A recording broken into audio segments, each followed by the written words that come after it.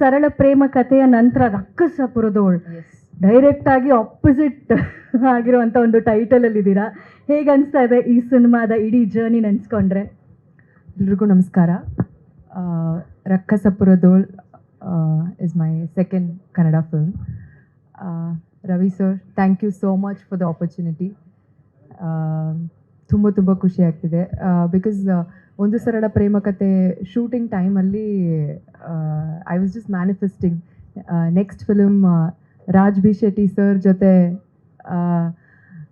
Opportunity ಸಿಕ್ಕಿದರೆ ತುಂಬ ಚೆನ್ನಾಗಿರುತ್ತೆ ಅಂತ ಮ್ಯಾನಿಫೆಸ್ಟ್ ಮಾಡಿದೆ and it just happen. Thank you so much Ravi sir, and Ravi sir, thank you so much for the opportunity.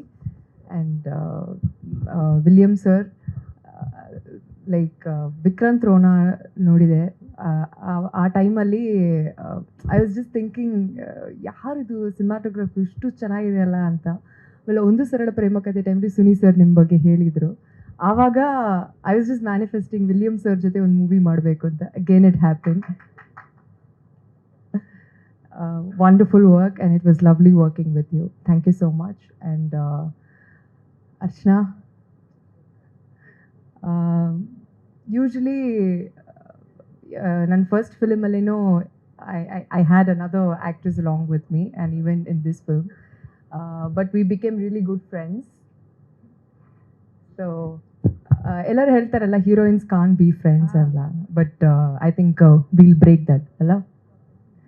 So yeah, it's a very ನನ್ನ character ಬಗ್ಗೆ ಹೇಳ್ಬೇಕಂದ್ರೆ it's a very simple character. ಒಂದು ಸರಳ ಪ್ರೇಮ ಕಥೆ, ಅದರಲ್ಲಿ ಒಂದು ಬಬ್ಲಿ ವೆರಿ ಲೌಡ್ ಕ್ಯಾರೆಕ್ಟರ್ ಇತ್ತು, ಬಟ್ ಇದರಲ್ಲಿ ತುಂಬ ಸಾಫ್ಟ್ ಆ್ಯಂಡ್ ಸಟಲ್ ರೋಲ್.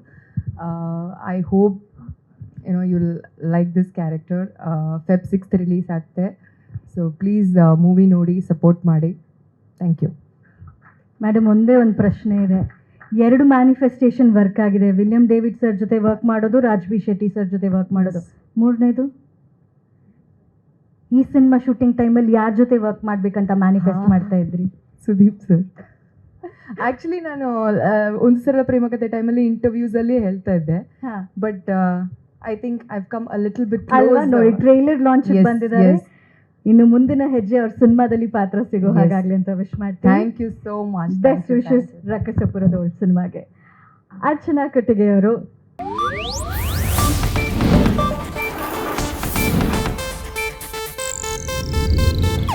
ಇದು ಏಷ್ಯಾನೆಟ್ ನ್ಯೂಸ್ ನೆಟ್ವರ್ಕ್ ಪ್ರಸ್ತುತಿ.